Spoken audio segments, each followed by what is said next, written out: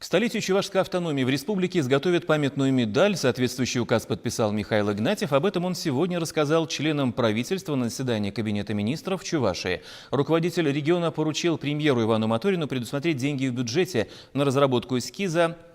Памятной медалью позже наградят заслуженных людей, внесших значительный вклад в развитие республики.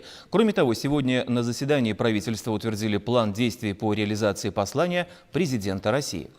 Документ представила временно исполняющая обязанности министра экономического развития Чувашии Светлана Ананьева. В нем прописаны все мероприятия этого года, которые направлены на достижение целей, поставленных Владимиром Путиным в майском указе. В их числе повышение производительности труда и уровня жизни россиян, расширение производственной линейки экологически чистых продуктов питания, цифровизация агропромышленного комплекса, социальная поддержка малоимущих и многодетных семей, а также улучшение доступности медпомощи. В регионе планируют активно развивать телемедицину. В каждом муниципальном районе будет организована работа передвижных медицинских комплексов. В сельской местности в этом году построят 26 фельдшерско-акушерских пунктов. В школах создадут волонтерские отряды здоровья. Особое внимание будет уделено повышению качества образования. Дополнительно появится больше 3000 мест в детских садах. В Новочебоксарске откроют технопарк «Кванториум», а в 40 сельских школах создадут центры цифрового и гуманитарного профилей.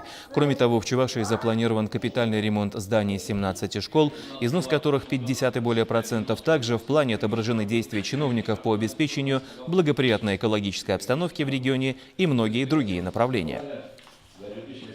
Президент Российской Федерации, он сказал, каждый человек должен почувствовать выполнение тех мероприятий и улучшение благосостояния каждого человека, каждой семьи.